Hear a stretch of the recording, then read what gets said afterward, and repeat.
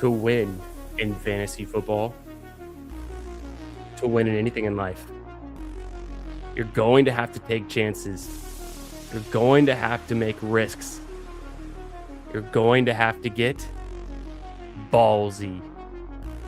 On tonight's show, Bindles and I are drafting a big board team. We're talking everything for the Super Bowl, getting ready for the big game, coaching changes, free agency rumors, and rookie updates, all that and more on tonight's show. Let's get right into it. Because I'm ballsy. I don't take no shit from anyone. Because I'm a stud. I'm ballsy.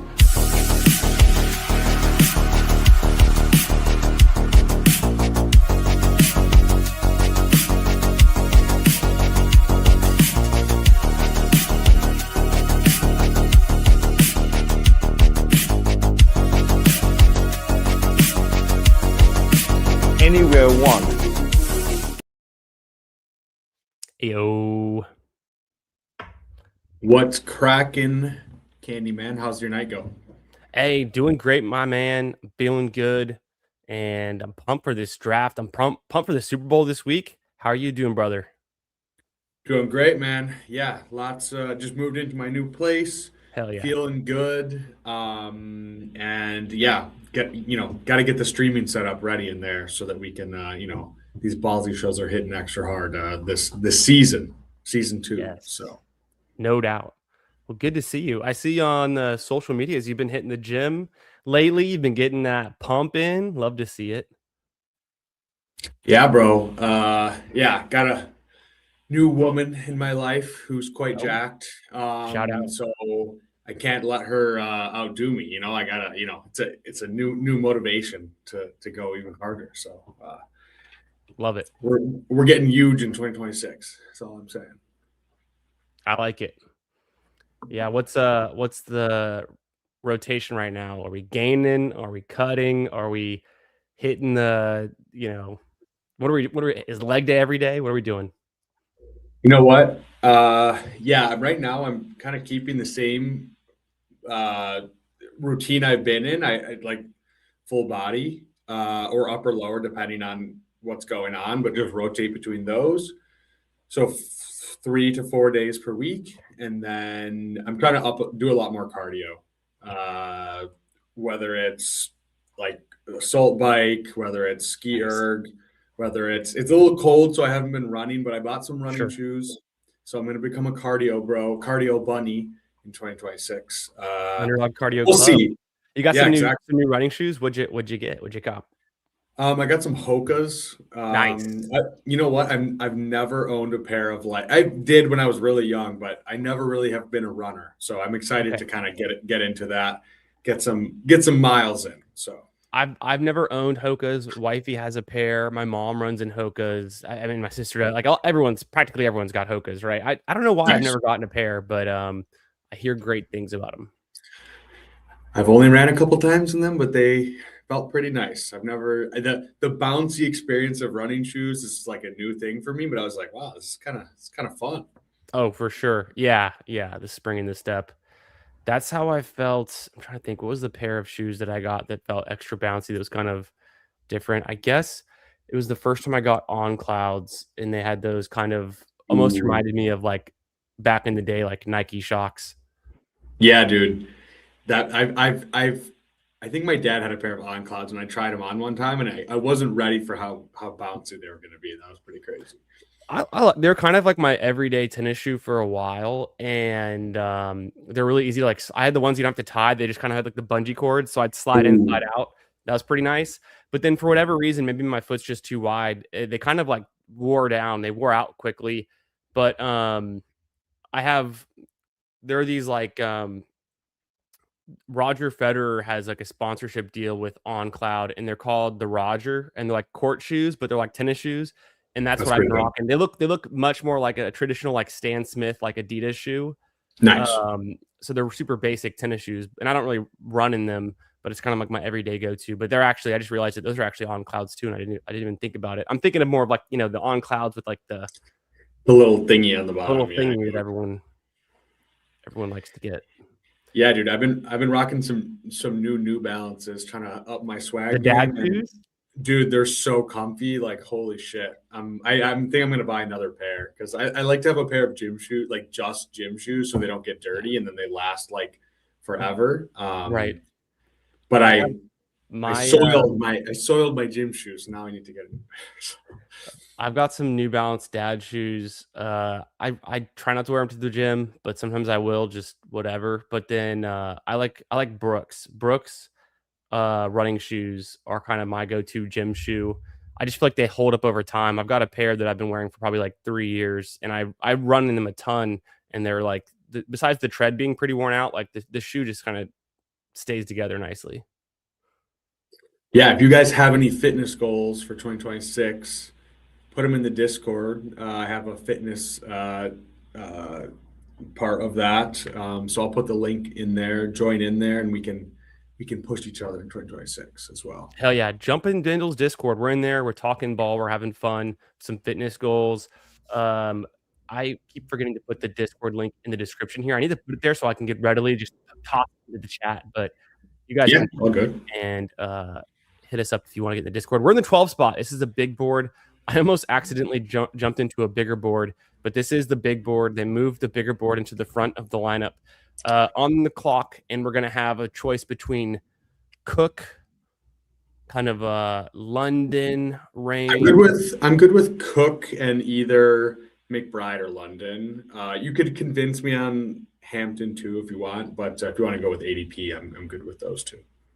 I think this is a very balanced start. It's two stud players that I like. So let's just go James Cook, Drake London. And then I want to throw something up here since we're on the turn, we've got time. Something I've been messing with. I'm doing my big board tracking. Let me zoom in a little bit on this one. I'm tracking the ADPs. I've got this up to date through today. Rising players are in orange. The falling players are in blue. Cook's been just falling a little bit, but it's from, he hasn't fallen. He's still RB5. He hasn't moved since it opened. He's been RB5. London has gone from wide receiver 6 to wide receiver 7. Neighbors flipped him in the last like 24, 48 hours. But so I brought in a bunch of the data here on their spike weeks, their, all the different times they hit last season. I got average fantasy points, max. But one thing I've set up right now, and I'm going to clear it out because I had a team in there from before, something we can kind of visually conceptualize to look at the team. So we took Cook. Ooh, I like this. We took Cook, and then for wide receiver, we took London. So in my little flex model, this is based on the full year 2025 data. We can also toggle it to the second half of 2025, which gives us some different results sometimes. It's interesting. But James Cook would have been 13 or more fantasy points in 69% of his 16 games. So he's gonna hit your lineup 70% of the time. Drake London would have hit your lineup 45% of the time, which seems a little bit low for a first round caliber player, but 36% of the time he was giving you 20 or more points. Cook was doing that 38% of the time. And so this is something we can keep track of is we can add up our average fantasy points, add up our max. This is their season max. We got their touches per game. And then when you start to fill out a roster, after you've drafted like 4 or 5 running backs, you want to make sure you're close to like a number like 2 or 3. And same thing with receivers. You want to be like between 3 and 4. So something I can do to make sure my teams are balanced, and I'm making sure I'm filling out those flex positions with high caliber players. With the flex model kind of aims for the middle ground, kind of like not necessarily floor plays, but guys who are consistent. And then I'm keeping an eye on, their elite weeks, 20 plus fantasy points, and then their wide receiver 1 or running back 1, which is like a 17-point threshold. I really like that. It's a good way to kind of like visually and conceptualize, you know what I mean? There's kind of like our perception of players, and then there's like what they actually did. And I feel like sometimes just one more thing to keep tabs on it. So right now we've got Cook at a 6'9" and a 4'5" for London. We can toggle it here to just weeks 9 through 17. And that's when London actually did a little better. He only played 5 into those 9 games. Cook is pretty consistent. He's about the same, right? But then London gets a bump up. He had some nice big weeks out of the 5 games he played in the back 9. Yeah, and London was injured too, which Right. and had Kirko chains, which I don't know, not terrible, but his numbers definitely could have looked better. But how do you feel about Ken Walker? Overvalued. Obviously overvalued, do you think? I kind of agree. Like I just feel like it's just the hype of kind of the playoffs and now they're in the Super Bowl. I feel like this happens every year where like the guys that make it deeper into the playoffs Yeah. just get boosted up a little bit the next year. So that'll be interesting to kind of track. That's a great question, though. We'll get more into that after we make these 2 turn picks. We're at pick 36 and 37. That from the 12 spot, we're gonna have access to Kyron and Etienne, which I think are both good picks. Jamison Williams is one of my guys for this year. One of my ballsy takes we'll get into later revolves around Jamison Williams. Garrett Wilson's obviously a good pick every year. Devontae's a good pick. Scattaboo, Henderson, I like. Which of I'm these good with guys? I'm good with Kyron first, and Okay, then yeah, this range of wide receiver is very interesting to me because I feel like uh, let's go with your guy JMO. sure. I'm good with that as our wide receiver two, and then we have a nice balance, two running back, two wide receiver start. Yeah. So and, obviously Scottaboo Henderson could be great picks in the 4th round. Devontae Adams, touchdown merchant. Garrett Wilson, always good. Seems like he's undervalued. Just to wrap it up on Ken Walker, and I've been saying this even last week. We're seeing him on TV. He's still in the playoffs. That's keeping him fresh in our minds. He's looking good in the playoffs. That's helping. That accounts for something. Charbonnet is going to miss probably half the season. That's also going to bump up Ken Walker's touches, we assume. But maybe they add someone to that backfield. Maybe someone takes over the Charbonnet role and they don't just like give Ken Walker so much more. Even then, if we look at last year, season long for Ken Walker, he actually had a pretty bad year. He would have only hit your flex in 1/4 of his games, and he didn't miss a single game. So he was only flex worthy in 4 games, the same 4 games where he was scoring 17 or more points. So he was either getting you like 10 fantasy points or like 17 or he only broke 20 fantasy points one time, and he had 23.9 points during the regular season weeks 0 to 7 or 1 to 17. He was averaging 0.69 fantasy points per touch, only had 5 total touchdowns. So that's actually really depressing. But then if we look at his second half, if we go to just what happened weeks 9 through 17, it's a little bit better. It's kind of nearly the same though. So in those 9 games, he had his 20-point game, and he's hitting your flex like less than a quarter of the time. So Yeah, that's what do you think happens with like because Sharps obviously ACL and so look, and Charbonnet's right below, and this is the second half stats. Charbonnet was hitting your flex more often, had just as many spike weeks, had a larger spike with 25 versus 24. They both averaged about 10 points per game. Charbonnet had 0.9 fantasy points per touch, so he's like a whole lot better. Similar amount of touches, over 100 touches each. Ken Walker had 2 touchdowns. Charbonnet had 6. So it was really just Charbonnet getting those touchdowns and being more effective per touch than Ken Walker. And like you said, now with Charbonnet gone, I think Ken Walker does get some more love, and that's like a tailwind for him. But the headwind is he wasn't actually good last season. yeah, I can see both sides of it. Like I do think he's just I don't know. I think part of it is just he is such like a boom bust player and just the way he runs too. He So only boomed one time, I know. except now in the playoffs, he's had some nice games. Yeah, but I don't know if he is like the lead guy with no Charbonnet. I can definitely see him getting the goal line work, which I think would be huge. Obviously, as we said, Sharps was getting a lot of the touchdowns, That would help and a lot. then on the off chance that he does, I think people are kind of baking in maybe he's a free agent technically. So if he does leave, in whatever, I don't know. I feel like it's a pretty good situation. Obviously, with a team that is pretty good, then you always want running backs on good teams. But yeah, we'll see. I do think he's a little bit overvalued. I will say. Yeah, and It is a there's no little bit. doubt. You get a guy like DeAndre Swift who goes in round 5. DeAndre Swift had 5 games with more than 20 points. literally 5 times the amount of spike weeks that Ken Walker had. He goes 2 rounds later. Yeah. The Bears are arguably just as good of an offense and a team and scoring environment as the Seahawks. Absolutely.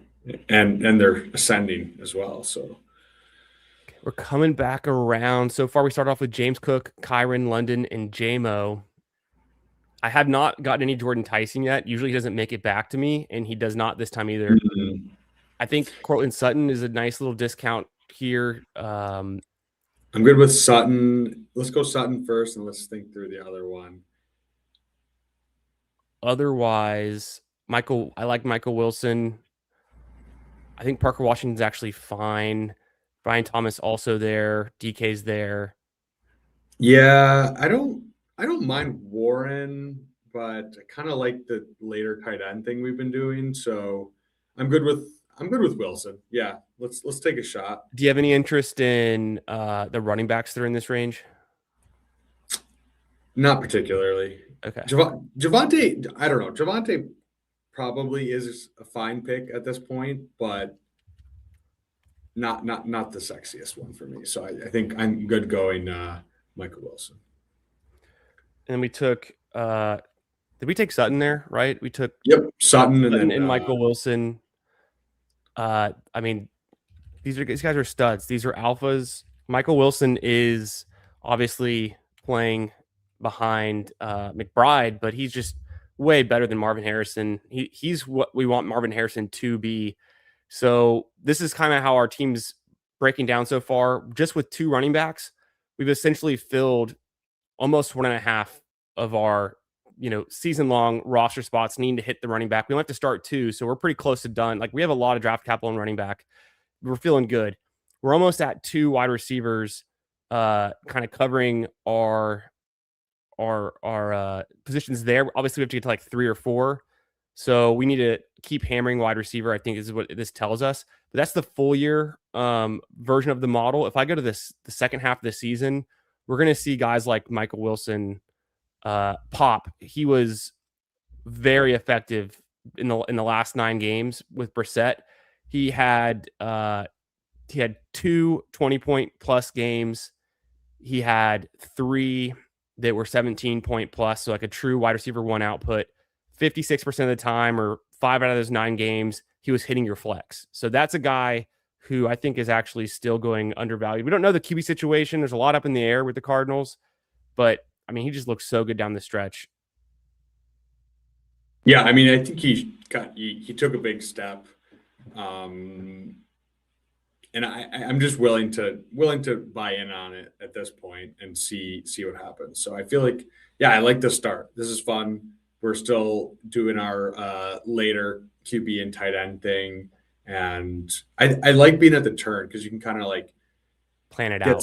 You can get it planned out, and also just like whatever. Like there's some, if you want to get a quarterback and one of his pass catchers or something, it's a little bit easier to make that happen with the back-to-back picks and not get completely locked out of some stacks and other stuff like that. So for sure. Wilson was one of the guys that popped in my second half of the year model. DJ Moore pops. He had 6 touchdowns in 9 games. That's one of the highest down the stretch. That's like JSN had 6 touchdowns. Obviously, the yardage isn't there. He's averaging less than half as many yards per game, but DJ Moore can still spike and hit the lineup. Michael Wilson pops as like a top option at wide receiver. Parker Washington, I'm coming around on him a little bit. I don't know yet. I'm trying to figure out. One thing I want to ask you, Bindles, is it Brian Thomas, Parker Washington, or Jacoby Myers that we want in best ball for 2026? I think it's not Jacoby Myers is what I'll say. I think the other 2 I'm more willing to take. And then Hunter goes so late that I'm still kind of interested in him, like where he goes. What is it, like 140 or something like that? So yeah, I think Parker Washington showed a lot, and we're on the clock. Sorry to cut you off. We'll get back to that. All good. I threw Pollard out there. I mean, he still had like 250 touches plus last season. He's a workhorse. The team is okay. He did better on the stretch. Are you cool with Pollard, or do you want to grab a QB? Let's go Pollard first. Okay, sorry. I feel like I didn't give you enough time there.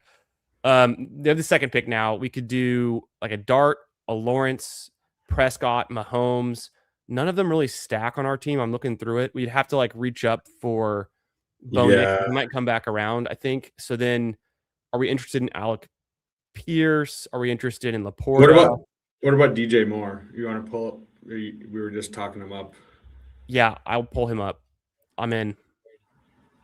I like Dart a lot, but I don't think you need to stack him necessarily with his rushing. But Yeah.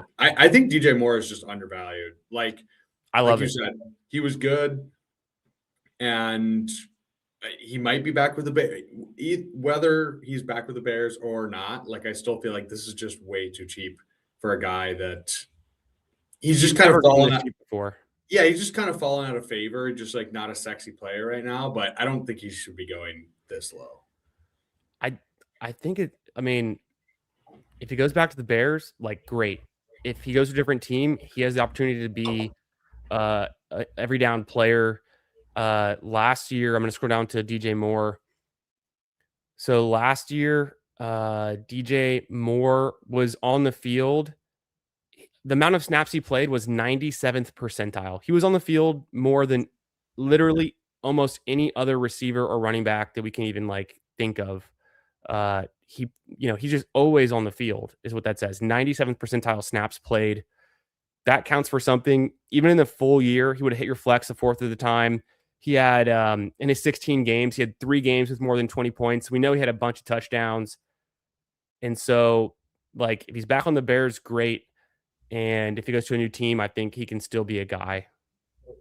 Yeah, completely with that. And then, yeah, Pollard, it's tough, but I am encouraged by the Titans' moves. So I think with Dayball there, right, should be a lot more competent on offense, and just it. Yeah, they have a lot of draft capital. They have cap space. So do you want to say something crazy about Pollard? Yeah. Oh, Pollard for weeks 9 through 17. So right, Daniel Jones gets injured. Pollard actually was good in the second half. Obviously, Jonathan Taylor had a better game, 48-point spike week versus Pollard's 28. Obviously, JT had about 16 fantasy points per game, which is a lot less than the 21 he had over the whole season. The second half of his season was actually pretty bad for JT. We kind of felt that. But Pollard had just as many 20-point fantasy games. He actually had twice as many 17-point fantasy games. He just had a little bit of a lower floor, where JT would have had more 13-point games and Pollard had less of those. So actually, like, from a spiking perspective, if you're going for pure ceiling, yes, JT had the highest scoring game, but we're trying to have a higher scoring ceiling with like we don't know which of those is going to be week 17, right? If Jonathan Taylor put up 48 in week 17, sure, he's the guy. But, consistently having high scoring outputs is also very valuable. And Pollard was able to do that down the stretch. And he's comparable to Jonathan Taylor in that regard, purely in that way. And so it's like, I think he's a little bit slept on. Yeah, I mean, we took that's for a running back that is a starter and did show what you just showed, right? What he did in the back half, like it's not like the RB dead zone, right? It's like it's late enough where you're just like, okay, like this guy fills my flex, whatever, 3-4 times, you feel pretty good. And sure. I think, yeah, we can just now with 3 running backs, we said we allocated the capital early on, and it just gives us flexibility. Dowdle goes off the board. Wando goes off the board. I'm pretty in on Wandale this year too. It sounds like he is going to go back to the Giants, and I don't think that's a big problem. He's been there the last 2 seasons, and he's had 140 targets in each of the last 2 years. Who do you like to return? Do we stack up Kyron with Stafford? We can get Bo Nix with Sutton. Do one or both of those. The running backs have kind of dried up. Yeah, running backs are gross. Purdy went, I'm assuming. Yeah. Yes. Do you want to get Stafford? Yeah, let's get Stafford. I've been getting a lot of Stafford. And then would you want to grab a tight end here, or do we just keep pushing it? It's a little early for some of these guys. Otherwise, I say we just push it. Yeah, let's push. Do you want Nix, or do you want Juwan Jennings free agent? Let's go Nix and lock up the stack. I think so too. I think I feel like I'm drafting a lot of Stafford and Knicks because in the 9th and 10th rounds, especially in this 9th round, and Stafford actually kind of fell to us there. Stafford's usually going in the 8th round. We got like a 10 pick slide on Stafford. It's about where Knicks goes. I feel like I'm getting a bunch of these guys because naturally I'm pivoting to QB in this range. And so whether I'm getting Stafford with Devontae Adams or even just Kyron, like it feels totally fine. Yeah, we're paying an expensive price for Stafford, but we just saw we had 48 passing touchdowns, whatever that was. It was insane. Crazy amount. Yeah. No, I think it's just kind of like a flat area in the draft right now. So I'm just willing to take obviously stacked quarterback and Knicks, and then Stafford just whatever. We can pair him with a tight end later on. We have Kyron as a team bet. So I think it makes sense there to just take the quarterbacks when there's not just a glaring option that stands out otherwise. So That's it. Yeah, no, that makes sense. And if we waited on quarterback, we kind of get forced into maybe backstacking or not having our optimal. Like we get, we've got London. There's a whole Penix thing later. That's still like something that we could do. I think our team is pretty balanced. We're definitely feeling good at wide receiver, pretty strong there. We have 3 running backs. We'll probably want to use some volume to fill out the rest of those if we take 3 or 4 more running backs. yeah, no, I think so far I feel like this is pretty like I do agree. Like I think we can fill out the running backs as we get later on. Did I hear Singleton broke his foot or something? I was Yeah, not checked. that Okay. happened. Correct me if I'm wrong, everyone. Was it at the Senior Bowl that he was doing a practice and broke his foot, and they're keeping it hush hush. But the takeaway is he won't do any testing at the combine now. So yeah, definitely hurts his draft stock because he is one of those guys, right? He could have just blown up the combine, like I think we were talking about. So um, that's okay. I mean, Yeah, don't take him as high as we were taking him before, but for sure, for sure. Say what up to everyone in the chat. Also, we've got our boy Adam, nice and blunt, here in the draft room with us. He's drafting out of the 7 spot. Good to see you, brother. Thanks for being here. We got Hartman, my man. Jeff T, good to see you. Rabona, what's up? Sean, how we doing? Bindles, of course. Sus, my guy.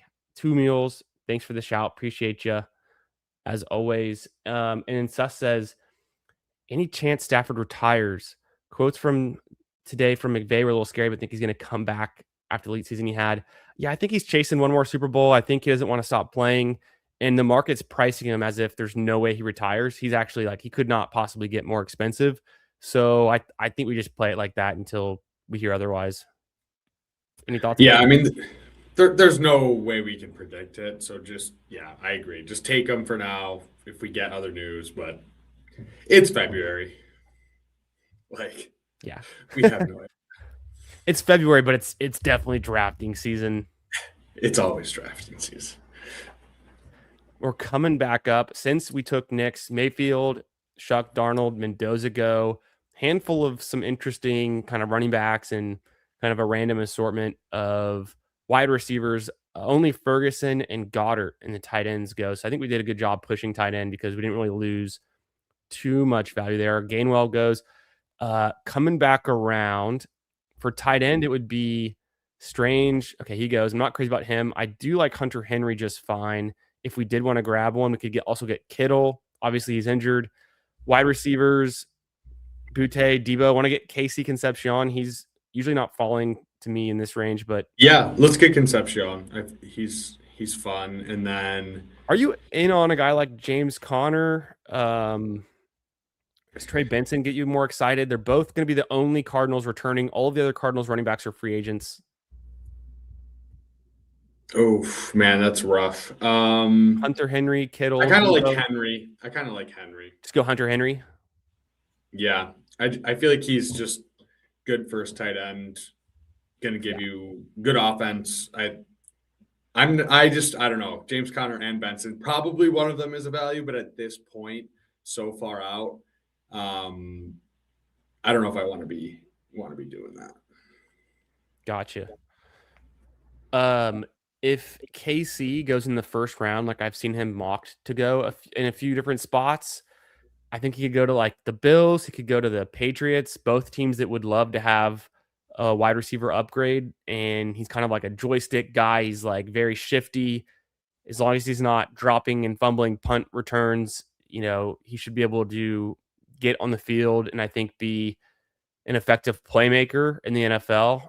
Based on what I saw, I watched a few A&M games. Those were one of the teams that I actually kept tabs on, and they played Texas. I got to see him there too.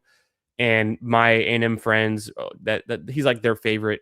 He's the guy they were talking up. He was the one that they were excited about. So, um, if he's going to go in the first round of the NFL draft, we're getting him at pick 130. Last year we were taking Higgins and Burden, who were second round picks, but top of the second round at like ADP 90. So I think this is a good, like, Concepcion is still like a really good pick, I think, for a speculative kind of rookie upside without having to spend all the draft capital on any of the other top four guys, Tate, Lemon, Tyson, or Boston, who all go in the top 100 already.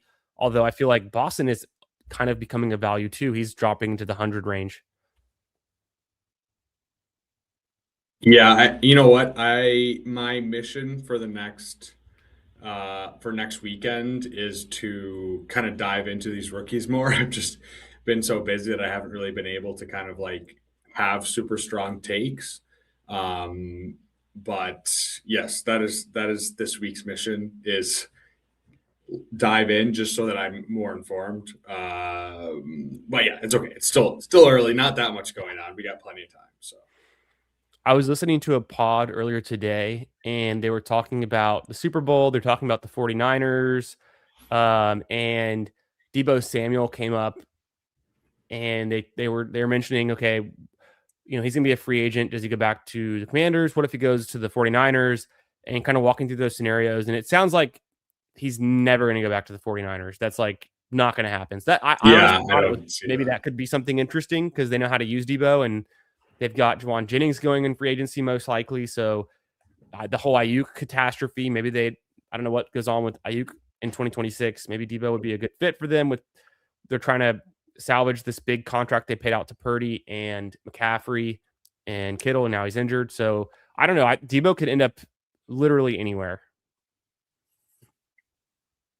Yeah, I think he's probably a good pick. Like, I don't know. I know he's older, but this is pretty late for a guy that like he could be a wide receiver to somewhere and Sure. just be perfectly fine. So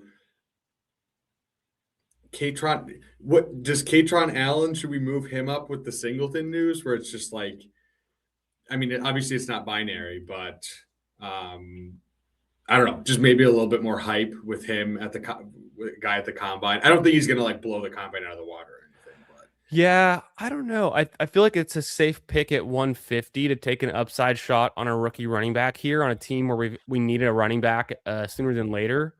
But so we'll kind of bookmark that. Are there any QBs we have to have here, like Willis or Daniel Jones? no obvious stacks or anything. I'm gonna let the first pick hit Katron, and then we can Yeah, figure out who would we rather have versus Mark Andrews. Otherwise, I feel like he's not the worst name to go for at tight end. yeah, he's always live for some touchdowns if likely leaves. Any interest in like Franklin or Tank Dell? Definitely not Dell. Let's Okay. just take Andrews. Okay. We got Downs here pretty late, but he didn't do the most. Never get really hitting the touchdowns is kind of where his weakness in this half point, scoring format. AD Mitchell is shown something, but not the most. So there's not the most, like, this is a range of wide receivers where you're better off just kind of kicking the can down the line a little bit. And because the tier, the tier is all like the same from here on out. The wide receiver tier for me is essentially flat. The tight ends, there's definitely some gradation left. And for the QBs, for running backs, it just continues to get worse and worse every single round about your available options. And so usually when I'm in this range, I'm trying to make sure I get some decent tight ends and do not get behind at running back, because if you're looking for running back help in round 15, it's like a little too late. Yeah. Hmm.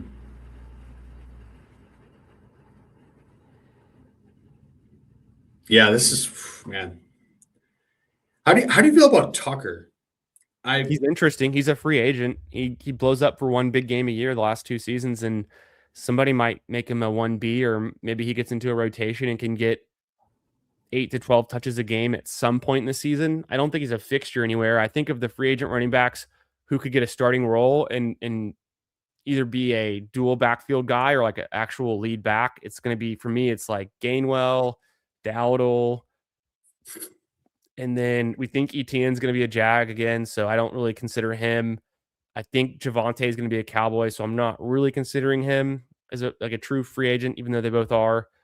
Brees Hall, the big name. Brees Hall is the big one. And then Ken Walker's actually a free agent too, but we are assuming that they're going to win the Super Bowl and then try to re-sign him. Something along those lines. I kind of like White, honestly. I feel like he's such a fancy. I know it's gross, He's a free agent. but he's just like he's big and he catches passes, which is always my type.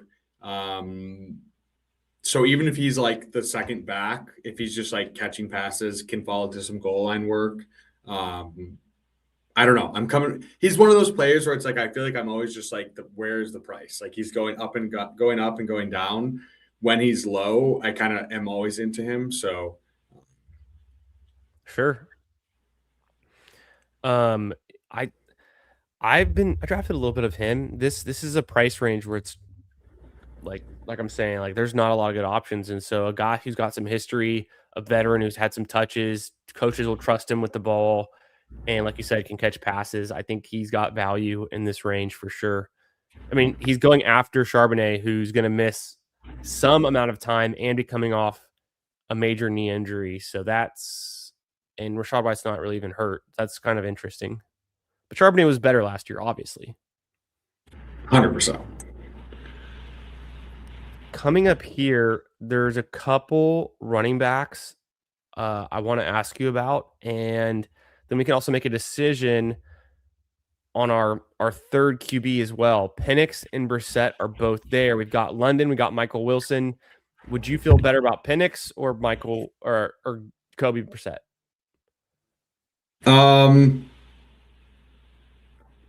Let's go Penix just because he's stacked up with London. Yeah, I feel like we're assuming he's the starter. That's kind of their plan. Yeah, and then for running back, Dylan Sampson's there. I was gonna bring up Brooks, but he went. QJ was injured. Do we think Dylan Sampson gets some run or some looks, or is there someone else you like here better? I like Sampson. Let's go Sampson. I was gonna say DK, but I don't know if we need the receiver. Yeah, DK is actually interesting. I like him there too. He played a good amount and showed some flash. We've got these 6 receivers. I'm assuming we'll probably take 7. And so, maybe DK comes back around and people just keep passing on him. If not, I think there's some other similar names that we'll have access to. And maybe we even think, I'm trying to think of because Franklin went before our pick. He was someone that could potentially stack up with Knicks.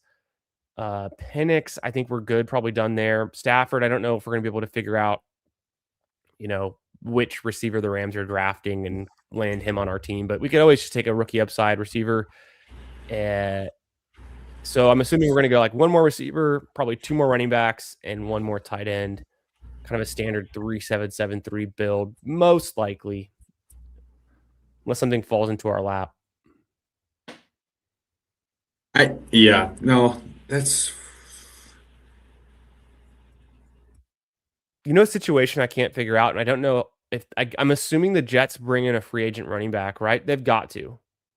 Yeah, 100%. So they're probably a top landing spot for a guy like Rashad White or even Gainwell. Maybe I'm trying to think, like Dowdle could end up as a Jet. I could easily see Gainwell or Dowdle being Jets. Yeah, I think that would be a great landing spot for either of them. Assuming Brees leaves, which I kind of feel like he's going to. Like, I feel like he just is going to want out of that situation. So, yeah, that could be very interesting. Back to our Samson pick. Like, Samson was good. when he played, I feel like he was pretty solid. Obviously, Quinchon came earlier than we kind of all were expecting him to be. And so but I do think with the Samson injury and new coaching staff, like he was super young as well. I think he was like 20 or 21. I kind of feel like he's a good pick. I want to be taking more of him in this range. I've clicked him a couple times. I'm open to it. Also, Jerome Ford's a free agent, and then with Quentin Johnson coming back with the major kind of ankle injury, and what's his status going to be for week 1? Did they continue to split some workload? Does Samson get some early work? Does he show some flash? Horton is a guy I'm interested in. I feel like he never like falls right to me, and he does go super late. So I just need to make an honest effort to get more Horton on my teams.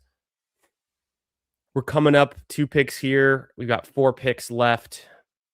Probably looking at running back with one of these 2 picks. And we have the option to go like a tight end or a receiver. Let's see here. I was gonna say, any interest in B-Rob? What about Ray Davis? B-Rob's a free agent. We have James Cook, so I don't know. Yeah, we've got James Cook. So this is probably a good call not to go him. Keaton Mitchell's a free agent. People always liked him. Manuel Wilson's a free agent. Adam Randall, a rookie. I kind of like B-Rob. Let's go with B-Rob. And then we have our second pick. We could finish running back and just double tap it here with any of these 2 guys. We could start to look down the list for a wide receiver, or we could finish tight end. I know Otten's a free agent. Tonjes is a free agent. Stowers is there. Freiermuth. I'm pretty good with Mitchell if you just want to be done with running back. Yeah, that's totally fair. It's not going to get much better. Maybe Keaton Mitchell just needed some change in scenery to get more opportunities. It's hard to get snaps when you're playing behind both Derrick Henry, and then Lamar is going to run the ball when he's active, and then Justice Hill is their third down kind of 2-minute drill running back. So it was just tough for Keaton Mitchell to get on the field.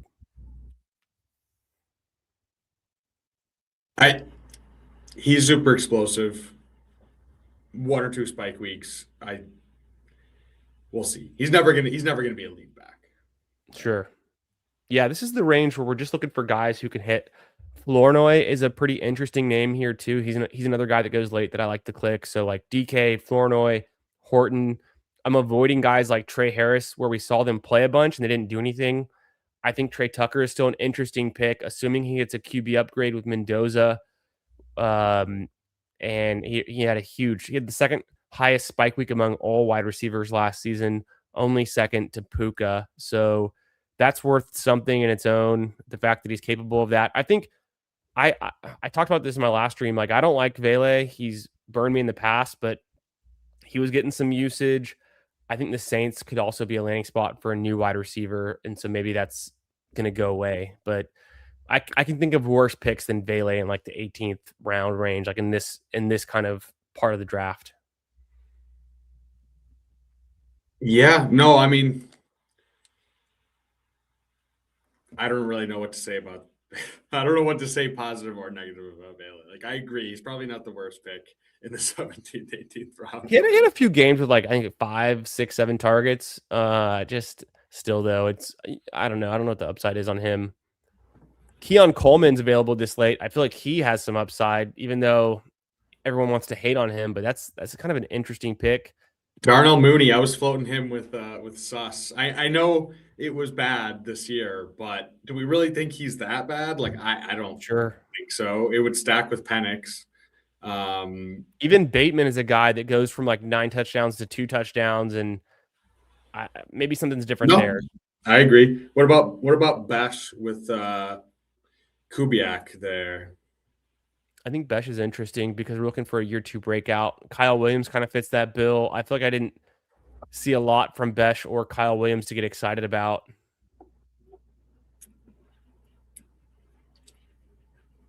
Probably we obviously have to pick a tight end as well, unless we just want to go more my wide receiver. or take another running back. We could stop with 2 tight ends. I feel like we probably want a third. Yeah, let's go with third. Muth. I'm very into Muth. With no Arthur Smith. I'm just highlighting some guys here. So Mooney, I'm pretty sure he's under contract, or was that? I'm trying to think. What was Mooney's situation? He goes, so it doesn't matter. But I can't remember if Mooney was under contract or if he's a free agent. I think they're going to save money by cutting him potentially. Okay. Or they just bring him back with Penix because they had good chemistry. So we have the option. We could do Bateman. We've got Mark Andrews, so there's some team stack there.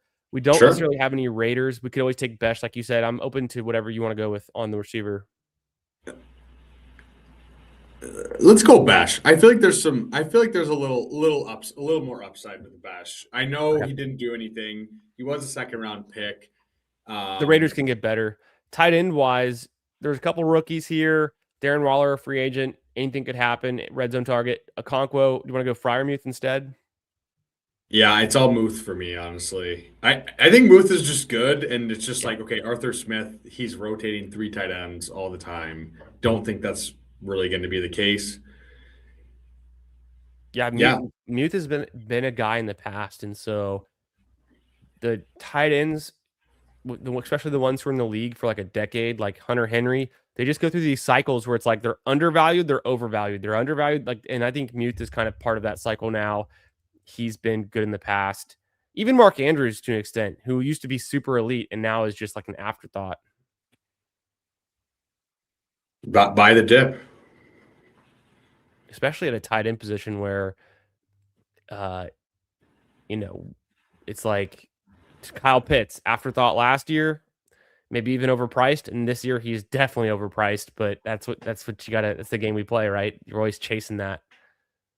It's just all touchdowns, right? Like at tight end. So yeah, Muth could score 6 or 7 touchdowns. Mark Andrews could score more than that. No doubt. Yo, what up, Steve? How we doing, brother? Good to see you. Saw Steve on with PPR a little bit earlier, chopping it up. And then Steve, of course, always putting out his great content with the Fanspeak Network. Love to see it. I'm still trying to catch up, Steve. I'm still trying to catch up on all the takes. And I know you've been grinding out these rookies too. Bindles and I were just talking about that. We're trying to play a little bit of catch up, make sure we continue our rookie research as we get into February here of our big board drafts and our prep for Dynasty, everything really, the combine coming up. So that's it. We have the Super Bowl, and then it's just everyone looking forward to the combine and the NFL draft. It's one thing after another, right, brother? It's the grind never stops. Truly. Yeah. Do we get Muth versus Cincy in week 17? That would be ideal.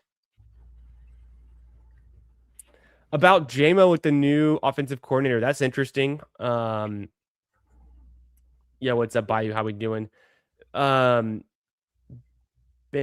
do you have any insight about the Detroit Lions new offensive coordinator?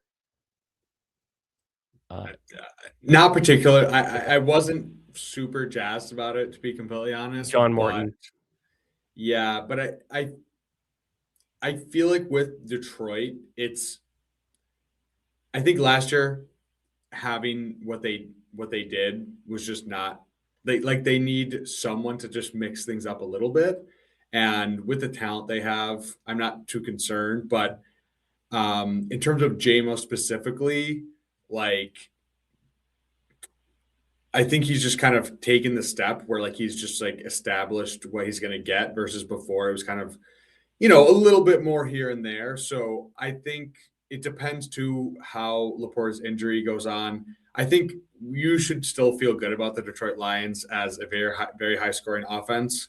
And I think there is room for a little bit of upside with the new coach. We don't know, what wrinkles he's going to bring in, but I wasn't jazzed about it. I will be completely honest, but I want to just take a step back and just view things from a more zoomed out perspective. So not as a Detroit Lions fan. So. Right. So Drew Petzing who was previously the Arizona Cardinals offensive coordinator. His style is more run heavy, gonna be play action pass scheme. I think, Jared Goff is quoted being excited about it. So, uh, you know, there things are changing a little bit. There, like, one of the things I'm intending to put some research behind as we get deeper into the draft season is these coaching changes, and if there's anything we can try to, you know, learn from them. Another team that comes to mind, the Eagles are constantly changing their offensive coordinators, and Jalen Hurts season production and, other players like Saquon, they up and down throughout the years based on who their OC is.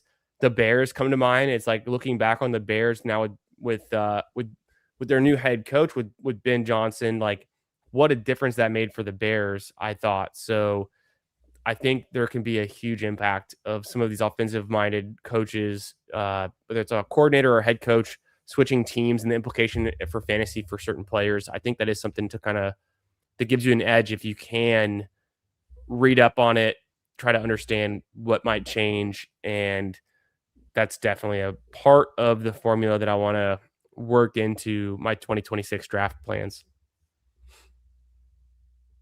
Yeah, we should do something kind of like reviewing some of the new That'd be fun. coordinators and just like, you know, pontificating on what we think, could change. Because I mean, it really does happen every year where we just like have guys where we just think, okay, this is how it was the last couple of years.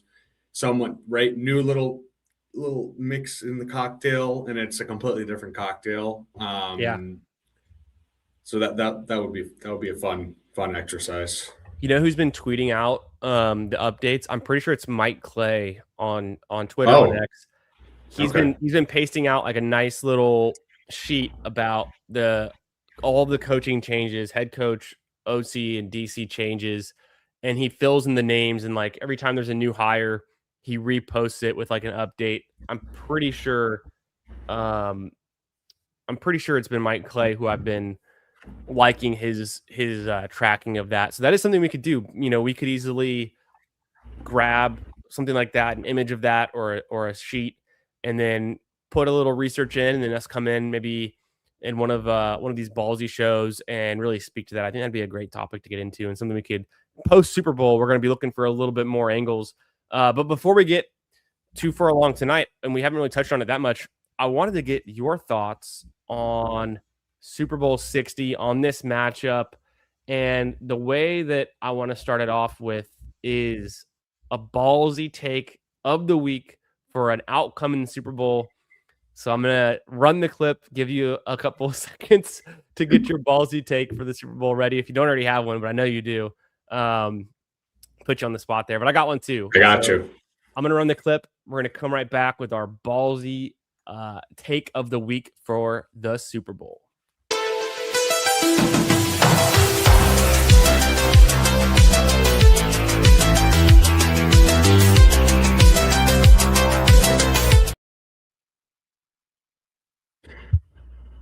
My ballsy take for the Super Bowl is Sam Darnold wins Super Bowl MVP. 3 touchdowns, deep bomb to Rashid Shaheed, AJ Barner with 1, and JSN with 1. The Seahawks defense just absolutely suffocating Drake May.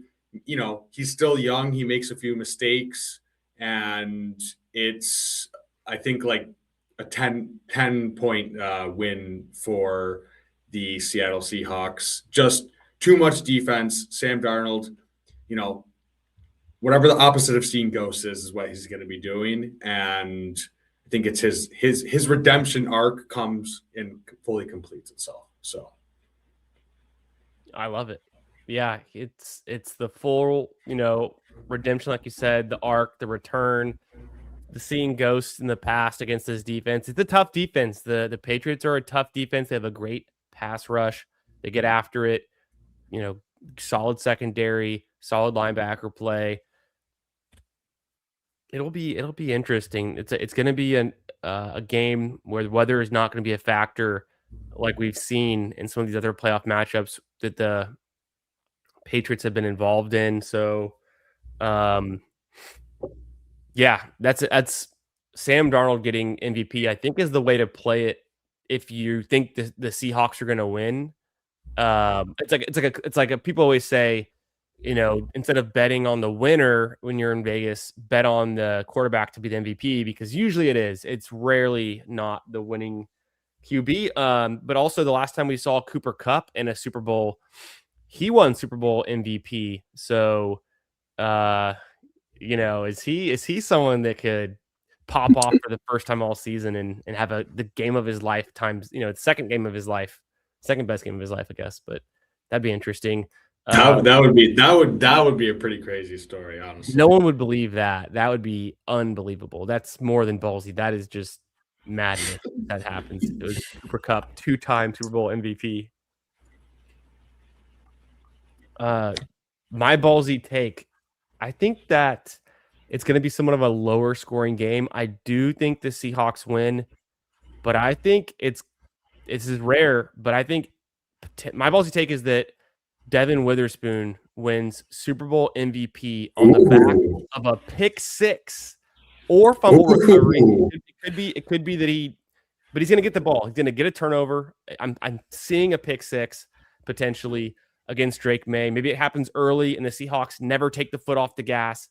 Maybe it's a low scoring game and the Patriots are within a touchdown in the fourth quarter because it's like 16 or 17 to 10 or to 9. It's a very low, or 7 even, low scoring, but I guess it would have to be within one score. But, the Patriots are coming back in the fourth quarter. They're trying to force something, and then boom, pick six, game is wrapped up, and Seahawks can run the clock out and really deflates them. So I think he's an impact player for the Hawks. I think he could be a guy that steps up and just cements a legacy. One of these young guys who's always looking. And also, wouldn't it just be something if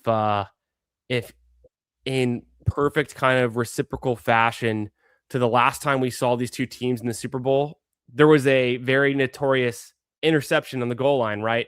It was Russell Wilson throwing the interception so that the Seahawks would lose to the Patriots in the Super Bowl. That was what happened, right? So wouldn't it just be something if the tables turn around and now we see, I don't wish anything bad on Drake May, but I just think the Seahawks are going to win. And wouldn't it be interesting to see, in Drake May's last possession, he throws either a big pick or a big pick six that really, ends the game, ends their hopes. That would just, it's a perfect mirror image of what we've seen in history. Maybe history repeats itself in some ways.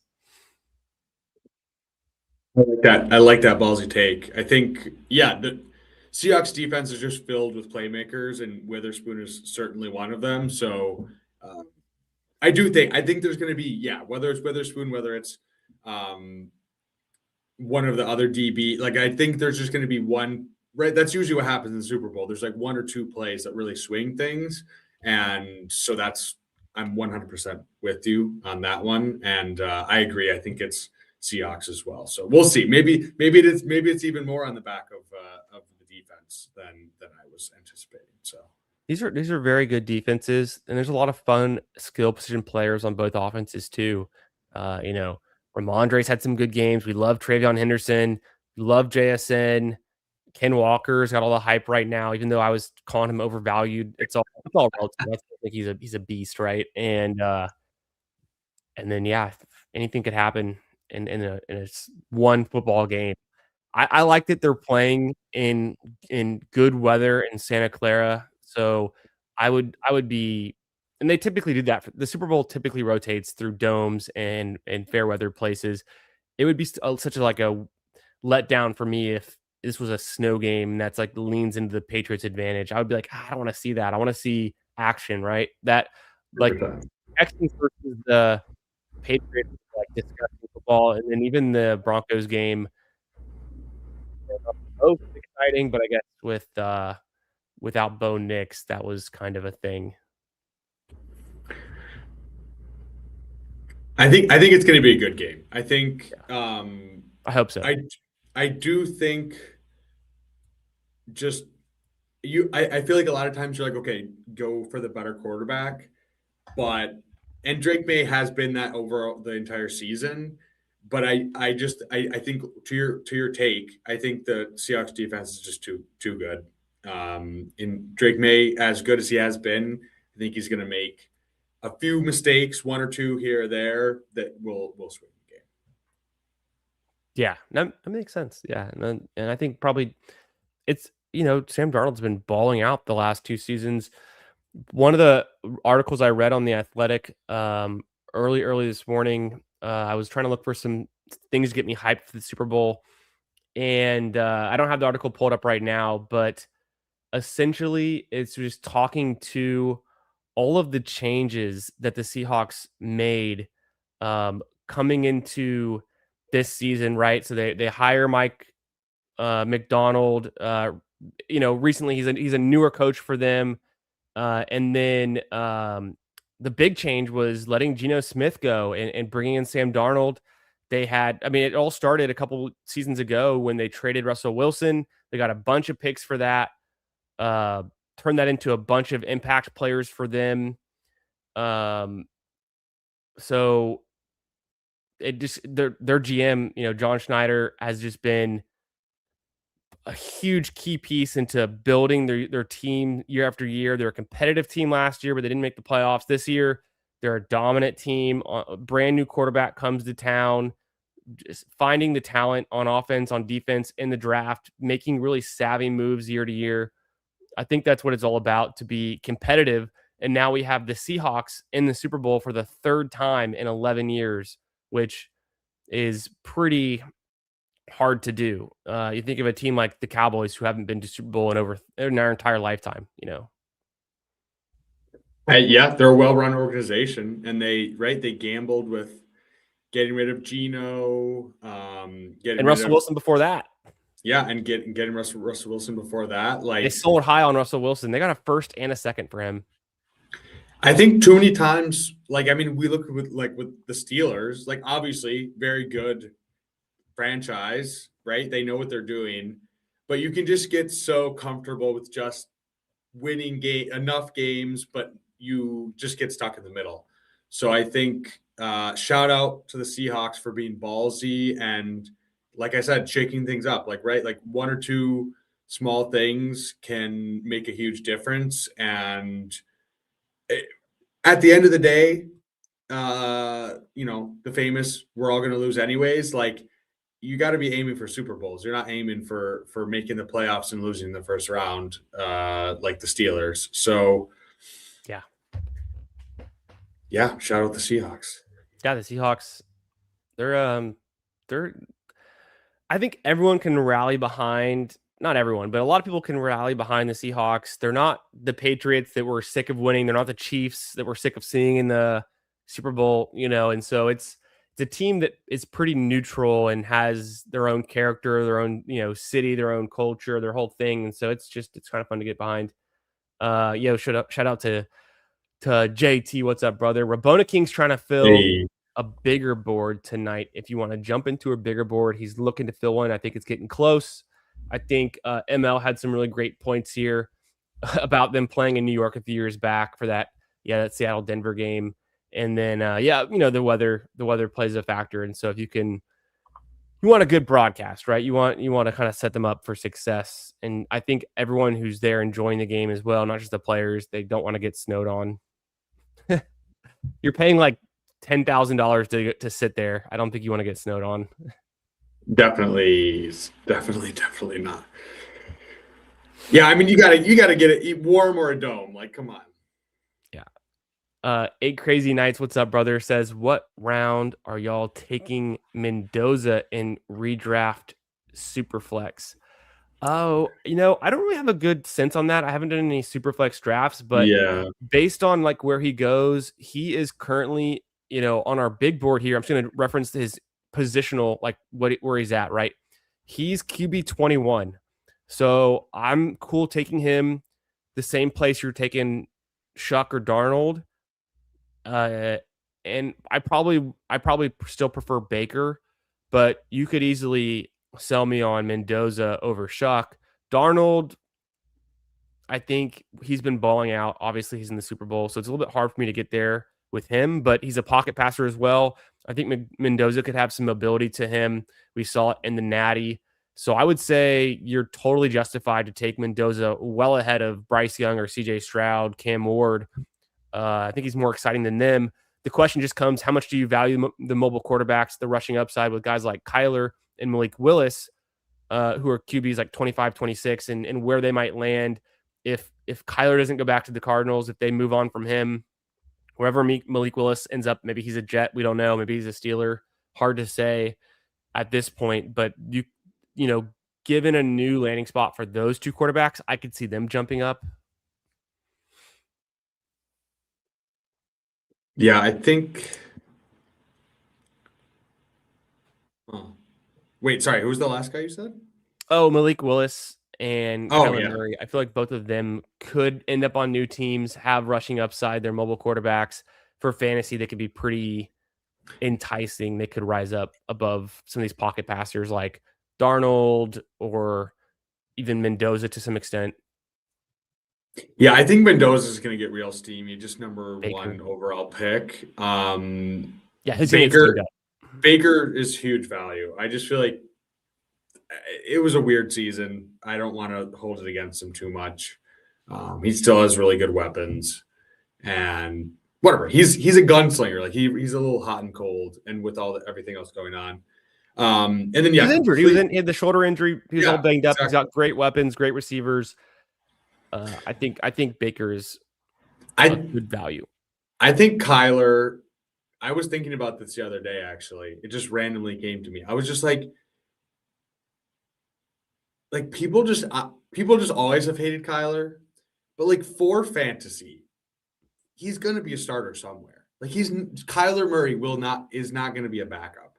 Okay, so if he's a starter, right? Assumption number 1, like he's never been bad at fantasy scoring. Like he's maybe you can argue he's bad in real life, but he's going way too cheap. I was thinking about it from a dynasty perspective, but I'm just like, people are just completely soured on him. And it's like, he's not old. He didn't have some catastrophic injury. It kind of went to shit. Like, yeah. And on a really bad team. Okay. They're kind of tanking too. And so they were starting Brissett. Were they starting him in good faith, or were they really trying to tank? It's hard to say. I thought Brissett was good for fantasy.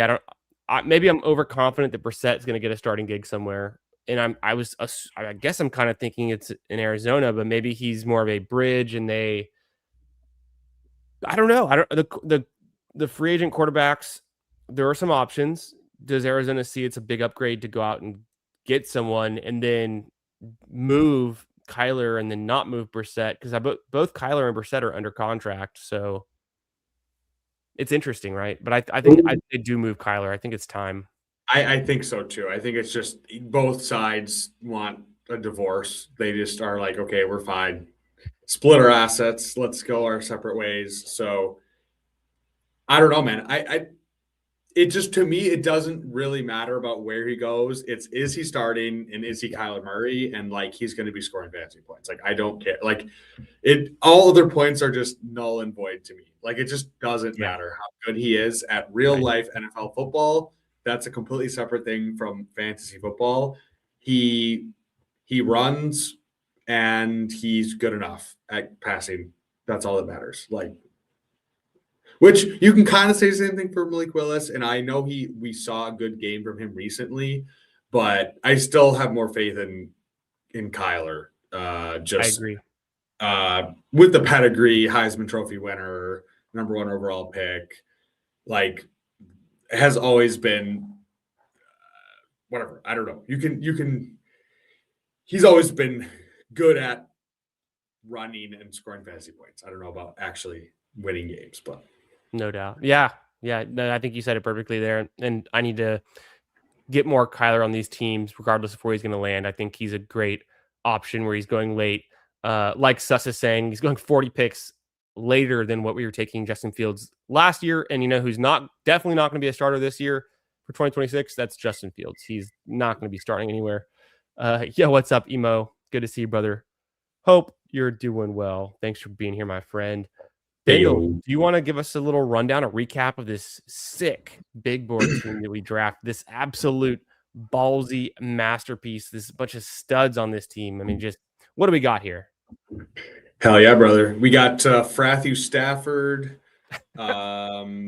He's not retiring. Okay. We're getting QB1 on the season next year again. Bo Nix stacked up with Cortland Sutton, Michael Penis stacked up with Drake London, and then we have perfectly cromulent quarterback room. I think it's actually a pretty good quarterback room, especially stacked with London. Penix, if he comes on a little bit slower, we don't really care about that anyways. And then we have some studs at running back up top. James Cook, Kyron Williams filled out the rest of our room with TP Tony Pollard, a rookie Katron Allen, who maybe gets a little bit of a boost with his fellow Penn State guy breaking his ankle. Who knows? Dylan Sampson. What? His foot. His foot. Yeah, sorry. Fake news. Dylan Sampson, B-Rob, and Keaton, the Missile Mitchell. And then wide receiver, we have Drizzy Drake London, J-Mo, Cortland Sutton, like I said, stacked up.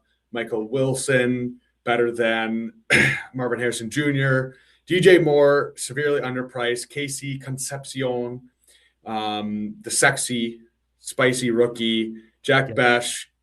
We have new coach, Fernando Mendoza, completely new, revamped Las Vegas team. He was a second-round pick. Took a little bit for him to get going. Dumpster fire situation. He's going to turn it around this year. And then 3 just perfectly cromulent white tight ends that are going to score touchdowns in 2026. Hunter Henry, Mark Andrews, and Muth. I like this team. I really do like this team. It's like a perfect balance. It's a pretty balanced team.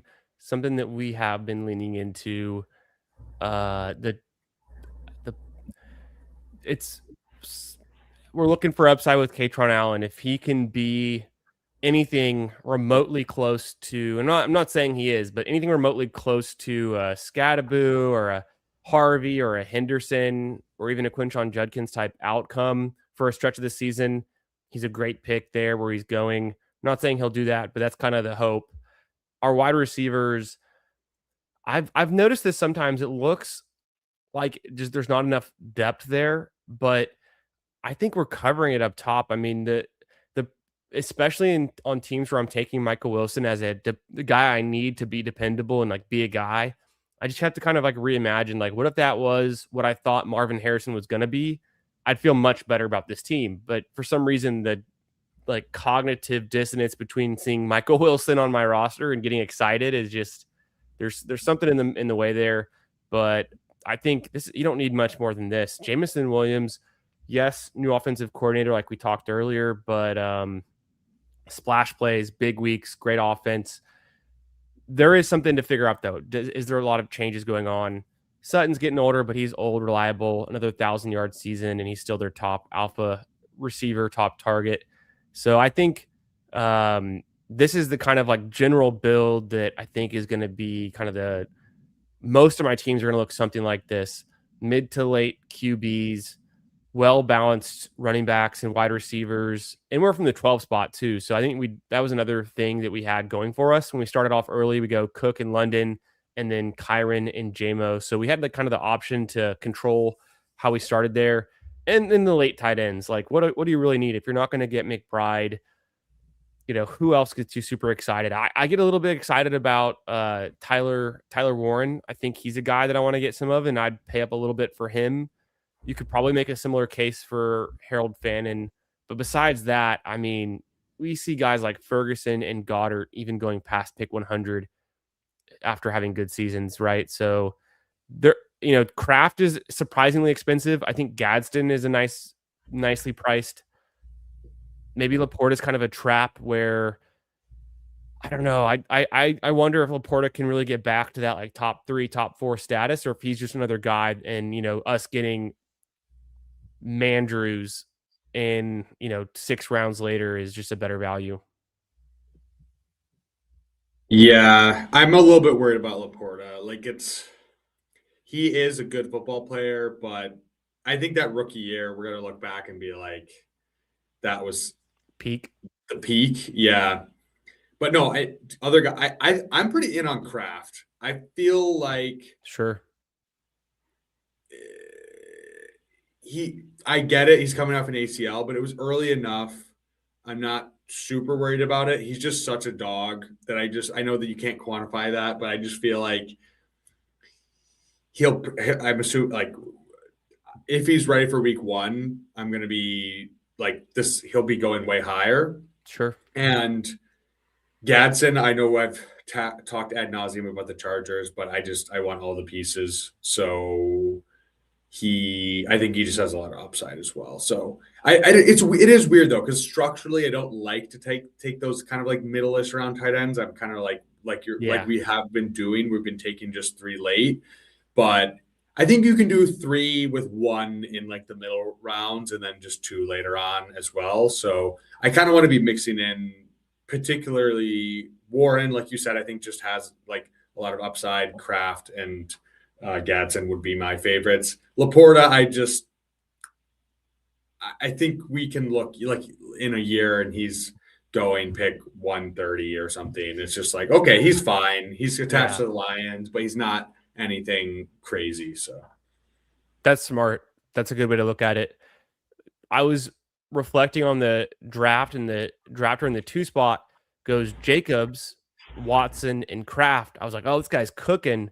And then I'm assuming he got loved. He got loved, but no, he didn't take Love in the 9th round. Instead, he goes for Price, tries to push Love. And I mean, I would have, hindsight 2020, but I would have definitely grabbed Love there, even at pick, 90, whatever, 8.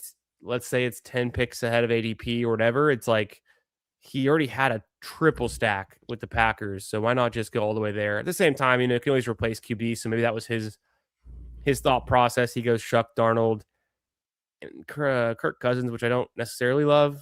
I just don't know if he's going to be starting much or if at all. So interesting.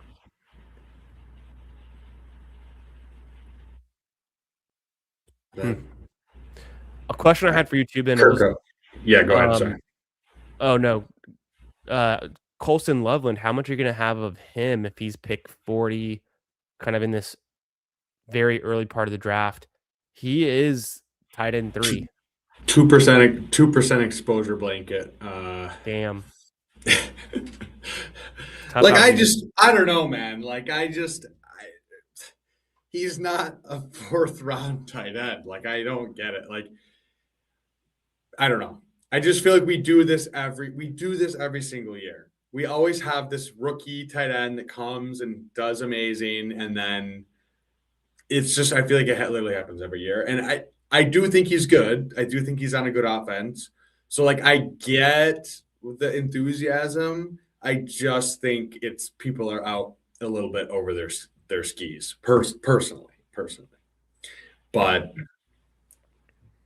because like what does he realistically, what does he need to do to pay off that price? Become Trey McBride. Yeah, like or Brock Bowers. Like we're looking at like probabilistically speaking, like what the range of outcomes he would need to hit. It's just not a gamble I'm willing to make. So it's an uphill battle. It's a tough one. I'd rather go with Warren, Fannin, or even Gadsden later and hope that, although it's slim that any of those 5 guys, any of these sophomore tight ends would ever get to like a Bowers or McBride status, that the odds that probably the other 4 of them do it, I don't think it's that much worse than Loveland, but he's just priced way higher on the draft capital curve. He's like twice as expensive as Gadsden. More than that. He's literally like way more expensive. Yeah, especially if you're like, because it's you could get a Henderson or Harvey there, and they could be league winners. And it's not like, yeah, like when you think about the draft board, right? So we talk about like an auction draft or something. Like the Yeah. fourth round is worth like it's not it's way, way, way, way more than like where Gadsden goes. Like it's not even close. So Let's go. Speaking of, let's go look at our, where is it? this man's a freak in the Oh sheets. gosh. I didn't mean to do that. Here it is. Boom. Sorry to blind you. Yeah, fourth round is what would that be? We going pick 40. That's like 89 relative value, 133 being the max. So that's 2/3 of a Bijan Robinson is kind of the price. 2/3 of a Bijan Robinson versus Gadsden going to pick 100, and that's like I don't know, about a fourth or a little bit more of a Bijan Robinson. So just a huge difference there in what you're giving up and what you're trying to get on the draft capital curve. Makes sense. It makes sense why. I mean, it's gonna be tough. I am gonna want to have some Loveland, Yeah. but then if I have Loveland, you sure as hell better just nail all of the other spots on your draft to be able to get that team through and not give up too much if he doesn't just crush.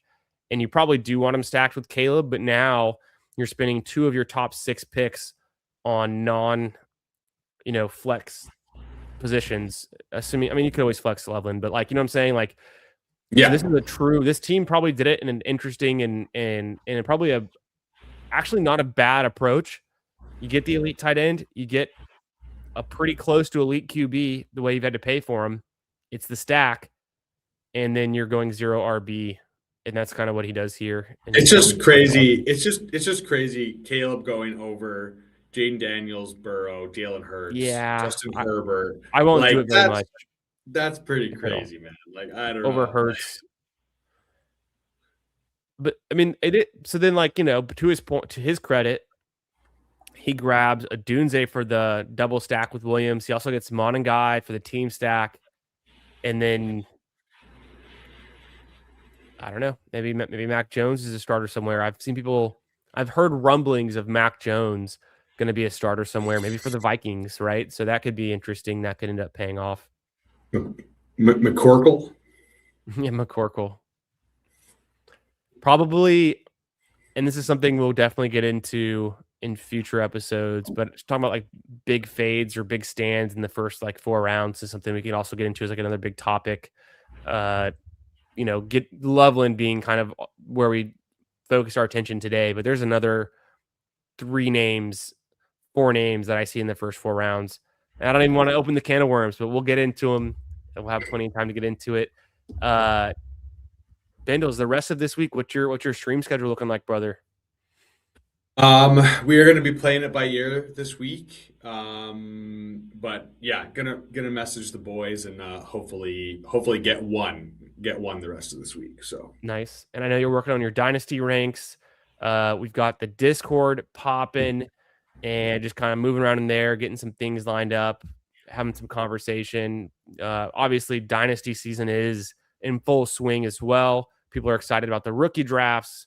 And I know it's still the week before the Super Bowl, but Super Bowl, Combine, and the NFL draft, it all just that's the flow, and we're there. We're getting into it. all up from here.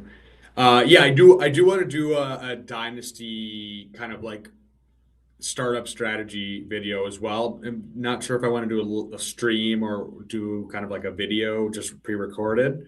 So still determining that, but gotta dig deep into the dynasty streets and give my takes as well. So Good stuff. We'll be on the lookout for that. A pleasure drafting with you on this beautiful Monday night. As always, my friend, thanks for being here. Make sure you guys are subscribed here and also to Bindle's channel. All the links in the description. Follow us on our social medias so you know when we're going live. Every Monday night, we're drafting best ball teams, talking ball. So tune in.